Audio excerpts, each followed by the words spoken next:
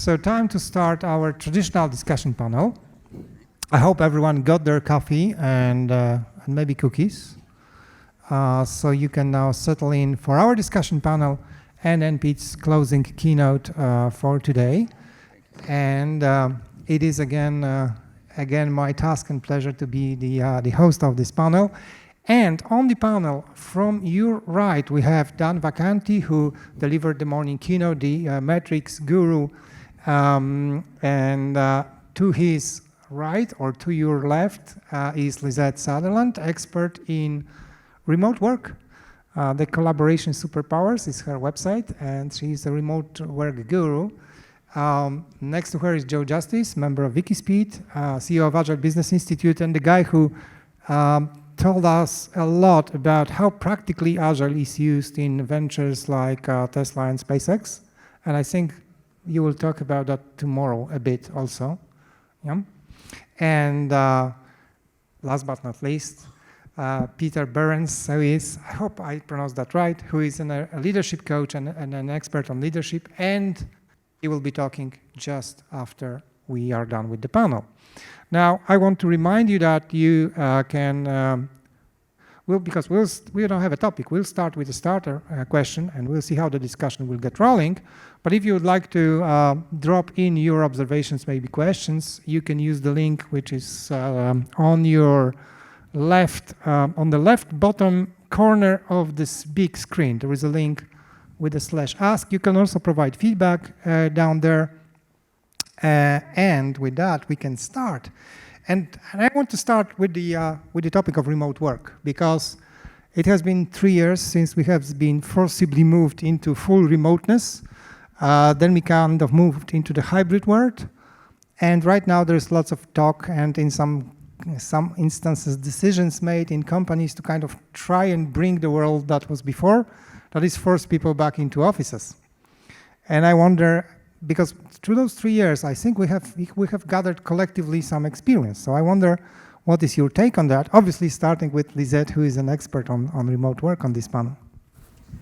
So indeed, it's during the pandemic, we showed that when necessary, it was possible to work remotely. But also, let's be clear that working remotely during a pandemic is not the same thing as working remotely with freedom, right? During the pandemic, it was more survival than anything. So I would say that wasn't the best remote work experiment. However, there are challenges, and remote work, we discovered, is not for everybody. So there's these return to office mandates. Leaders are saying that people are disappearing, the culture is suffering, and productivity is down. Those are sort of the three main things. And I think in some instances that's true. And in some instances, I think it's because we're doing remote incorrectly. And I think in a lot of instances, it's because remote is being used as a scapegoat for poor management. So there's a lot of things playing into this. Some of the return to office mandates are valid, and some of them are not valid. For instance, I know that in some city centers, governments are asking companies to force people back to work because the city centers are suffering. So in that instance, that has nothing to do with remote. That's simply the situation that it is.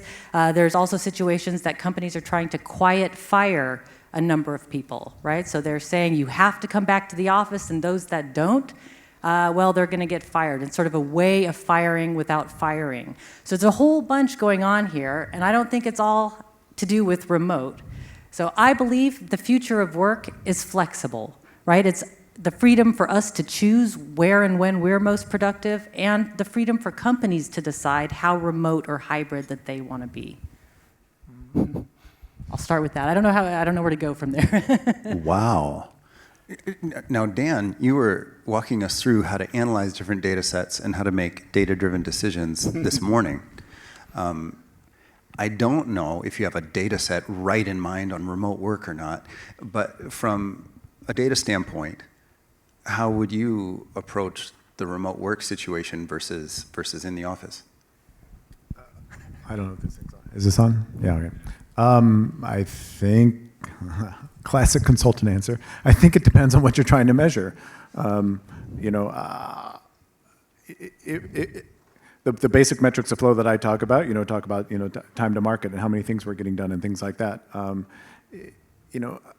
what I love about Lizette's answer is, early on in the pandemic, the system was changing, and so can we really trust the data that we were getting off the system? Now that we actually have a choice, can we really trust that data? I would say probably now more than we could early on, and so I'd want to see. I mean, leaders complain about productivity being down.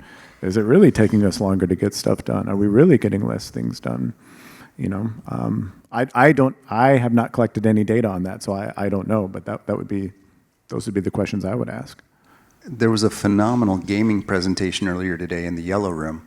The team that's working on the next Witcher installment, and previously Cyberpunk 2077 and its upgrade pack. And they were talking about how Cyberpunk 2077 Phantom Liberty is top scores across the gaming world. It is viewed as a landmark in gaming. And they said during their presentation, not only was it built experimenting with different agile methods of the company, some of which we have experts in the room, but also it was done remote during the pandemic. And they were talking about how their agile methods had helped them cope with their forced reality. Now, to my right is the world's expert in leadership agility, quite literally created the program that most of us use when we talk to the executive layer of different companies.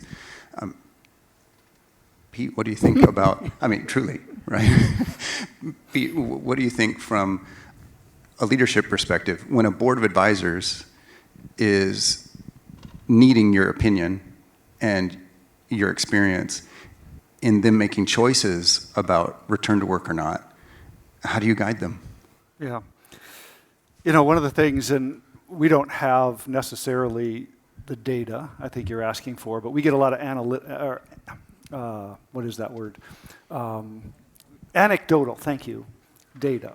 So when I'm talking with leaders, what I'm hearing is individual creativity, individual autonomy, individual flexibility is up with the pandemic and remote work. But team creativity, team productivity, and with examples that are counter, are mostly down because of the difficulty in collaborating remotely. And so one of the things we're seeing, and flexibility is one aspect of that, I would call it intentionality. Why do we get back together, right? Do we get back together because the city needs our help? Do we get back together because we have intention that we need to do to collaborate, to be creative? Do we get together for big room planning? Do we get together because we need to have a beer Friday? Some of the best organizations I've seen have been intentional and done that in like a flight levels kind of construct. Once in a while, we have massive gatherings. Once in a while, we have regional gatherings, right? More often than not, we might even have intentional remote gatherings. So finding that flexibility, but not just letting it be ad hoc, I think is what's needed by leadership. What is the intention, and what is it we're trying to get out of that from a value perspective? I'd love to add a story to that. Elon Musk famously made a return to work mandate, right? So from Pete's perspective, what's the intentionality about that? I do agile hardware, right? I am involved in some agile software projects, but I do agile hardware. It's actually really straightforward from that domain. You can't build a car remote.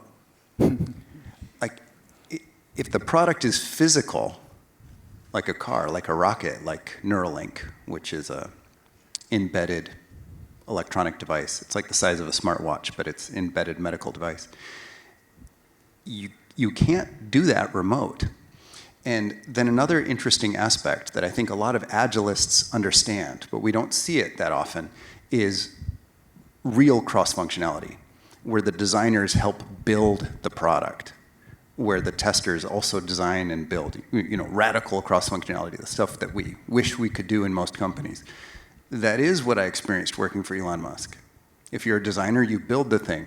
So that means there aren't roles that are not physical when it's a physical product. So thus the return to work mandate. But then there's a second part. What about X, Twitter? Where's the hardware part of Twitter? Where's the hardware part of X? And I think that's maybe a data piece. The data inside Tesla, when I was an employee, is the rate of innovation was a little faster face-to-face than remote. And when you're a company that's trying to be the absolute top, even that little advantage works.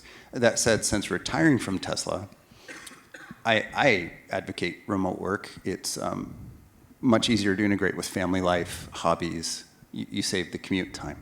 I don't know what that does to urban centers' finances, but I advocate remote work.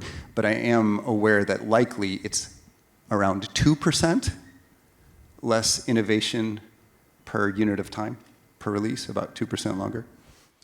So we do have some data, but talking about leadership, I have this feeling that, an observation even, that remote work is much harder for managers and leaders than it is for developers, testers, etc. Because as a manager, as a leader, in office times, you could roam the office. You could look at people. You could be unobtrusively present and know how things are in teams without disturbing the teams. And now it is becoming much, much harder. So what are you advising? Because I'm sure you meet with those questions as well. So what do you advise leaders in this situation? That's an excuse. You know, I mean, all leaders have what we call 3 key roles. They do work, they coordinate work, and they need to coach some aspect of developing people in the organization, right? That's the 3 lenses of leaders. Nothing remote or in-person precludes that, right? A Gemba walk can be done virtually, a Gemba walk can be done in person. Anytime I hear that oh, my role is less connected, that's on you. That's on you as a leader. You are not thinking creatively enough on how to act in that situation. That's an excuse.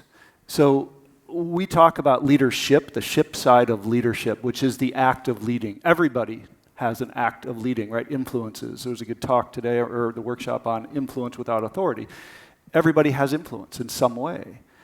How do leaders activate that? Yeah, the ones in power have more authority by definition, but that is not controlled by remote. And I don't know if anybody would disagree with that, or want to take up a different position on that, or thoughts? Well, no, but what indeed, one comment I would make by that is you said that before it's management by walking around, and I think with the remote or the flexible first way of working, it's more management by working out loud. In the flexible first sphere, transparency in the organization is key. And so people need to find more ways of working out loud and, of course, leading out loud. So I would say that that's the biggest switch that needs to be made, is that it's a mindset. And actually 6 months ago, I had the great pleasure of interviewing astronaut Paul Richards for my podcast to ask him, what about remote collaboration from space? Like, how do we do that?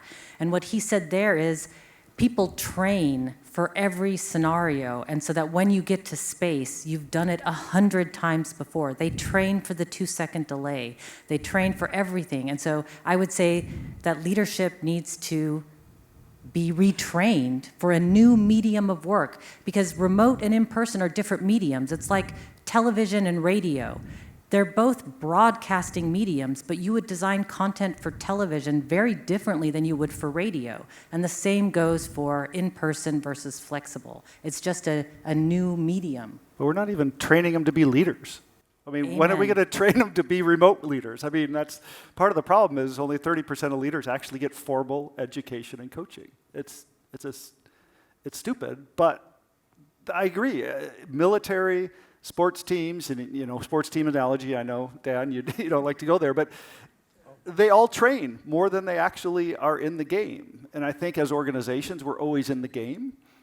When do we invest in stuff like this? And I don't know, Dan and Joe, do you guys, how do we train leaders, or how do we train organizations to get better at this stuff?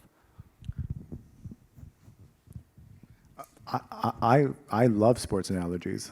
I'm saying everybody else doesn't like sports analogies. At the risk of taking this conversation in a different direction, I was just sitting here thinking, a lot of the problems that I'm hearing come up is maybe is it such a bad thing if we're doing less? Is it such a bad thing if we're working on less? Is it such a bad thing that maybe our leaders feel disconnected because there was so much going on before and now there's not? You know, maybe organizations need to get smaller and so we don't worry about these things. Maybe we, you know, I don't know. That's what I was thinking about as this conversation was going on. Is like, have we overburdened ourselves so much that we think the present reality is, as a leader, I have to walk around and I have to see what everybody's doing? Well, one of the things we saw during the pandemic was productivity. Right in the beginning, productivity was way up. We showed that we could work from home just as effectively as online in the beginning. And then I lost my train of thought. It was Darn. really good already. Darn, I was getting there. I'll remember in just a second. It was already awesome. Joe's the best. A note about company size. I'm currently working with Toyota in Japan, so I live in Japan now.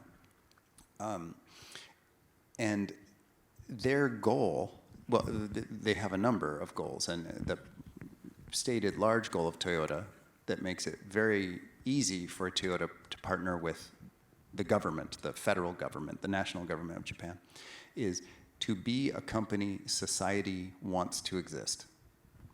So leadership decisions and all levels of decisions are supposed to be put through that filter.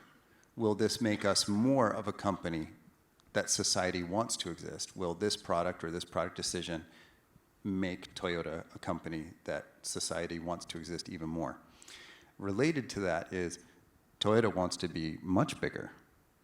Now, if you look at the largest employer companies in the world by number of employees, there isn't a Japanese company even in the top 25 worldwide. The method of management fundamentally does not scale. The samurai style groupthink with multiple layers of approval but no single point of authority has proven it cannot break into world class in terms of number of employees. And the important thing to say here is they want to.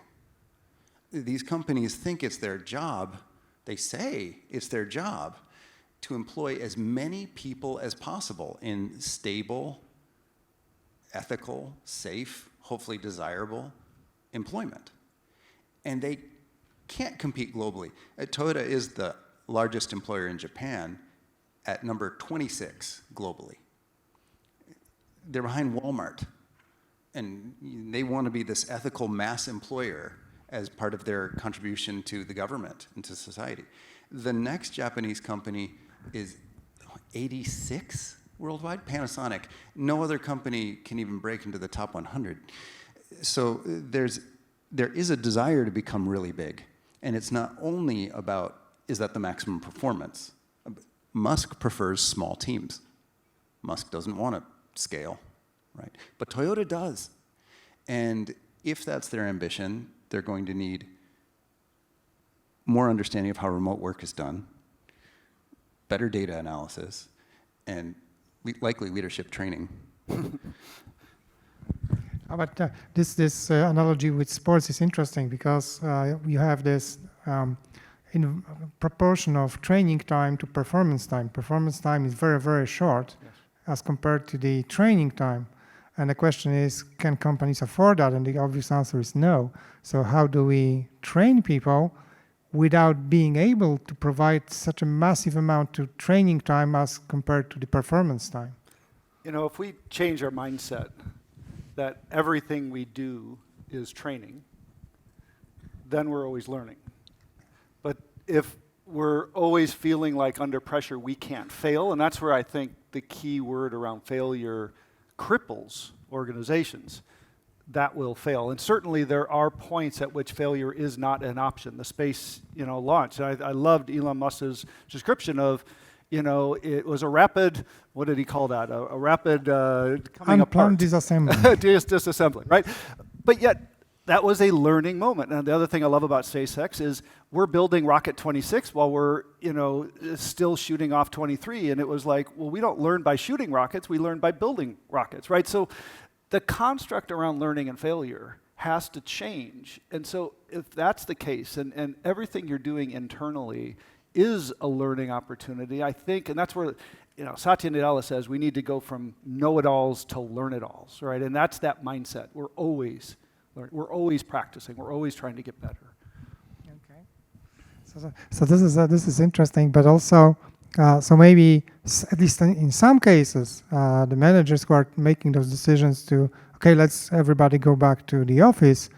They are not willing to learn from the mistakes they made using a remote work. Maybe the right answer would be to see why do we even experience the problems that cause us to make such a drastic decision.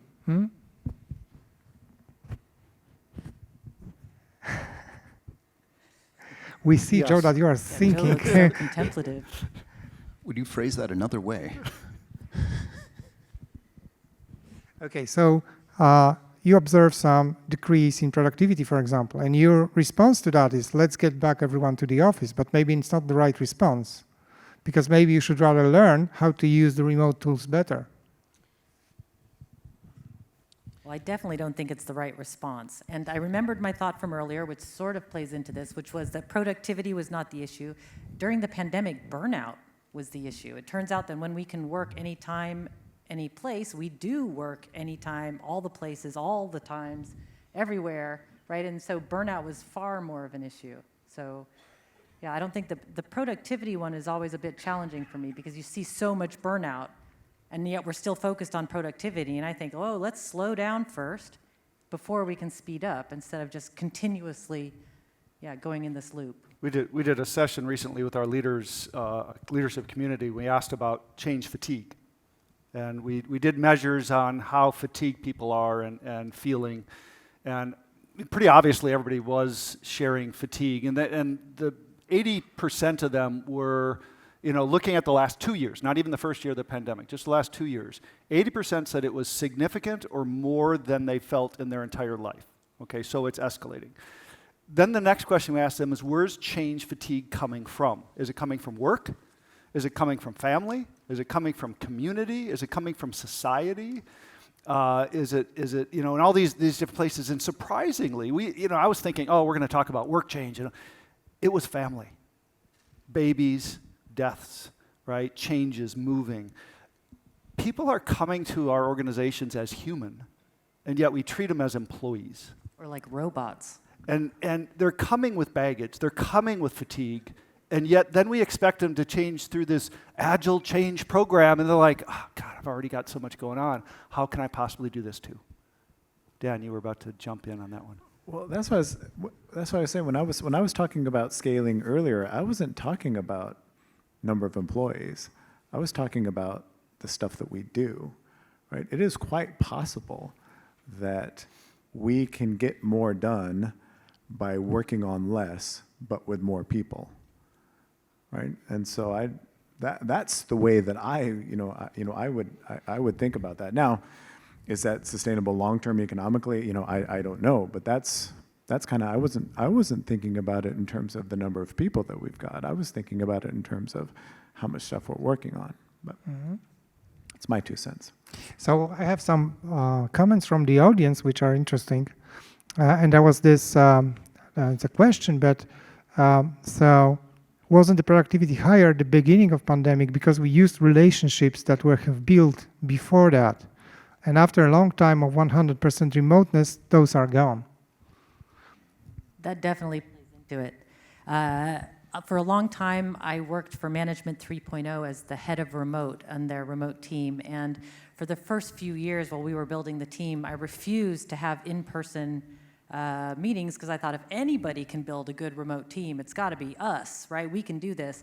And then we decided, okay, let's meet in Lisbon. We're going to do our half-year strategic planning. We rented an Airbnb, and we all got together in the Airbnb.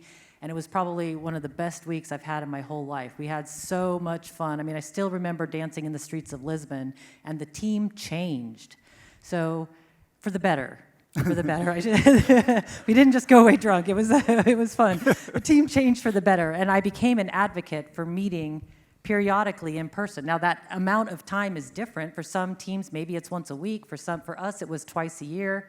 But that team building time is important, and there is nothing like sharing a big pile of nachos, with your colleagues. There's nothing that replicates that online yet. So it is important. I mean, we're humans, right? We want to meet in person, but it's different for different people how much we need that.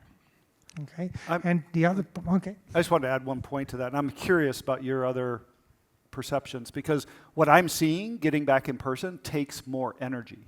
People are fatiguing faster in person because they're not used to it. I'm curious if you guys are seeing that too in terms of engagement. When you are together, it's harder to last or sustain in some of those engagements. Yes, no? Yes, I'm experiencing what you said. I was just trying to think. It's so hard to get calendars to overlap so you can even do in person anymore. I don't. Yeah. I don't. That was the whole reason I went to remote to begin with, was because I found it completely exhausting to be around people all day. I couldn't do it. I couldn't focus all day or be productive. So I was. Now, our audience is full of, I think, a very high percentage of Agile coaches, Agile trainers, Agile experts, and developers. I mean, the theme here is more engineering, more hands-on than most Agile events worldwide. So there's also a fair amount of tech, which reminds me of a phenomenal presentation I was lucky enough to attend earlier today about how to craft your organization from first principles. And it was the first time I had listened to that speaker. My apologies, please shout out your name or their name. But they used first principles, engineering style principles, to intentionally construct a development organization of about 150 people. Who was that? It was phenomenal. Okay, it was yellow room before lunch today. Yeah. This audience is living a mix of remote and in person. And I wonder, you could type it into Menti, and we can all learn from you. How many people here think you're able to get more done as a coach or an engineer remote, or you're able to be more effective all in per your amount of energy in person? I wonder if you'd type in person is better for me to be impactful per amount of energy I use, or remote is better. I wonder, we have a phenomenal sample set here, not just the 5 of us here on this side. Okay, so there's silence is the answer for now. But I wanted to move towards some other topic that was also signaled by the audience, which, by the way, compliments you for your facilitation, Joe. This is right now the highest voted point. Okay, so earlier on, Dan, you talked about the cheap money ending and the economy changing. That was the end of your talk.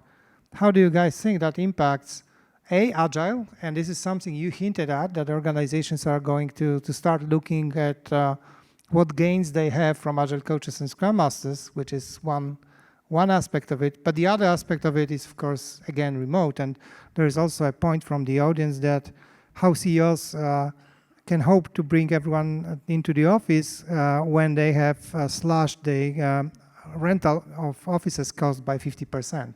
So they don't have space to bring everyone in, basically. So how do you see that?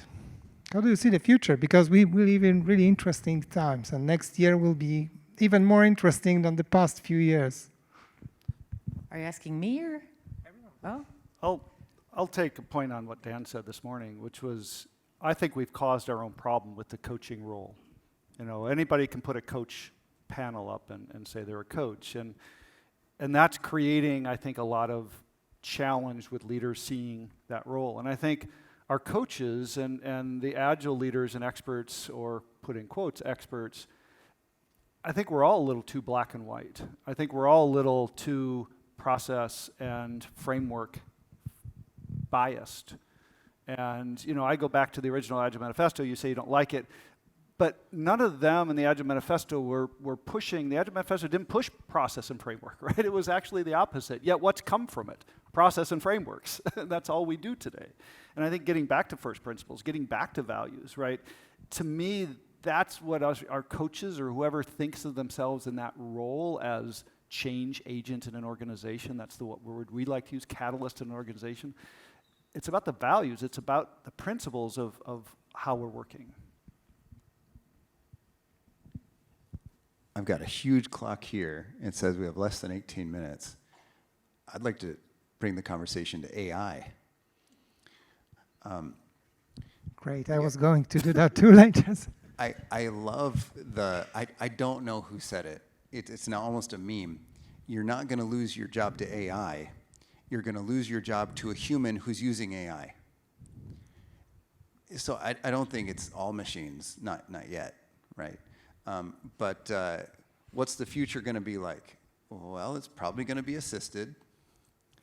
And I don't know how many of you are doing assisted engineering now. It's good. It's really good. So hopefully that means the world gets more ambitious goals and not just has massive unemployment doing the same amount of stuff. Like, I hope it's not trying to get one more tissue into a box of tissue paper. I hope we start doing things like colonize other planets, or trying to, or have higher bandwidth communication directly with AI through something like Neuralink. Like, I hope the goals get more ambitious because the engineering capability has grown. I hope that's the future. Because the sad future is, yeah, like 50% employment rate worldwide. So which do you want? Have the option to live on the moon, or starvation? How about solve some of our climate change and, you know, apocalyptic, you know, global politics and you know, other problems that I think, you know, at home here, I think we're all suffering from change fatigue as well, right? Yeah, going to the moon, fine, but if we're doing that because we're escaping a place we've already completely destroyed, is that the goal? I mean, AI can help us do lots of things. I would rather us see us target towards something like that. I think people mostly worry about much more immediate future and stuff much closer to their lives than those ambitious goals. Like, for example, will I have a job? That's one of the points. Or what will happen to our, I don't like the word industry, but there is some agile industry that has grown over the past 20 years. And what will be next? And I'm looking at you, Dan, because you made some points about that at the end of your talk. And I have seen that being discussed, as was your statement about time boxing. Comes up in questions. So what's next in Agile? Is that the question? Yeah, how Agile is going to adapt to this new world. Yeah. Okay, I'm glad, because if you were to pick two topics that I know nothing about, it would be remote work and AI, right? I mean, I cannot contribute to those topics at all. Can I get on my soapbox and talk about what I think Agile will be for the next 10 years? Yeah, I can do that, but you know, my guess is going to be just as good as anybody else on this panel. One topic in particular that I think Agile has purposely swept under the rug, and that is coming to the forefront, and that's what I talked about toward the end of my talk, is financials, right? Agile never talks about the financial impact, both from a cost perspective of transformation and potentially the benefit after transformation. Agile doesn't want to talk about that, right? You know, and as I said, you know, I think a lot of the practices that people associate with Agile, not to sound like a broken record, but I think they make us anti-Agile. You know, we've known for years that you know, when we're talking about complex work or whatever, that, I mean, think about if I can get on my soapbox just for a little bit. think about engineering work. If we just talk about software for now, think about engineering. 20 years ago, when the Agile Manifesto was published, how many teams were actually doing continuous integration, right? You'd go work on a software team. How many teams were actually doing continuous integration? How many teams were doing continuous deployment? How many teams were even doing any kind of DevOps stuff, right?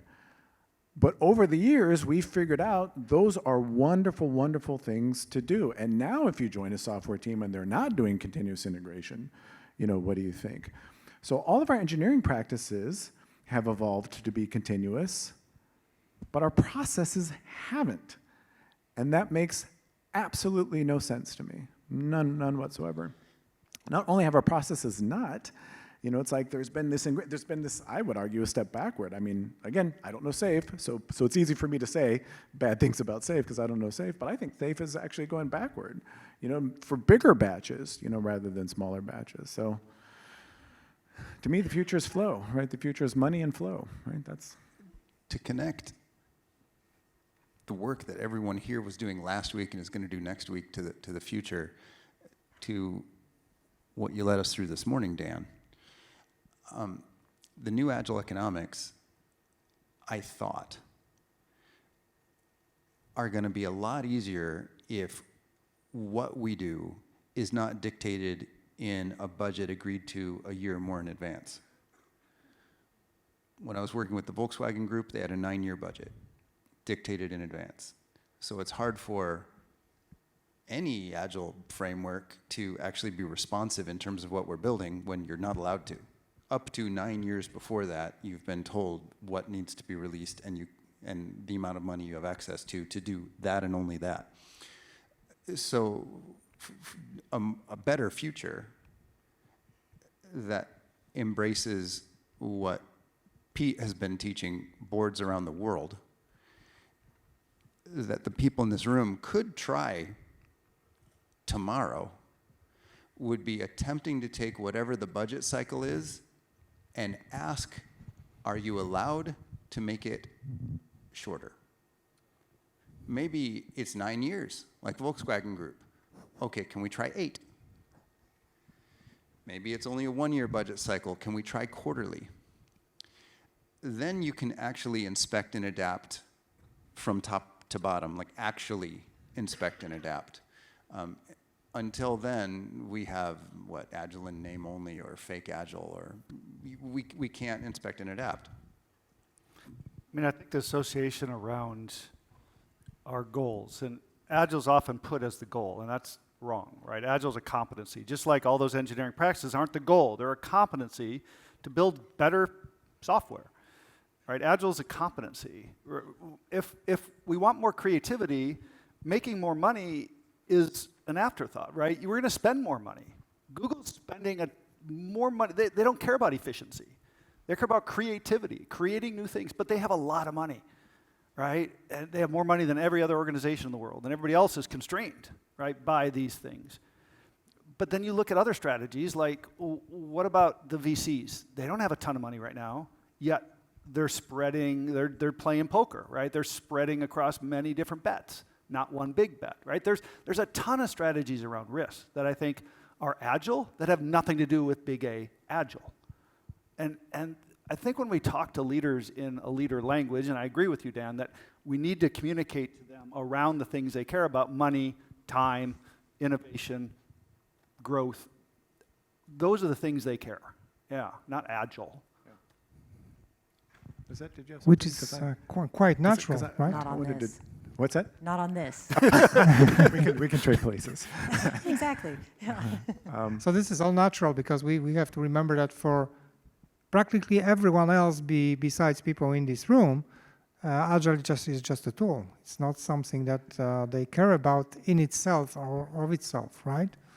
So it has to be a tool for, I don't know, building better products, saving money, or maybe some other higher goals that you, Joe, talked about. So we'll be closing down because I was in touch with the organizers, and we have to eat some of that delay that was introduced We're underperforming, before. is that what you're saying? No, but what I wanted to say, what I wanted to invite you to is your closing thoughts, the stuff that you would like to leave the audience with after this discussion. I think we're doing more harm than good by talking about Agile to leaders. We need to change our conversation. 2?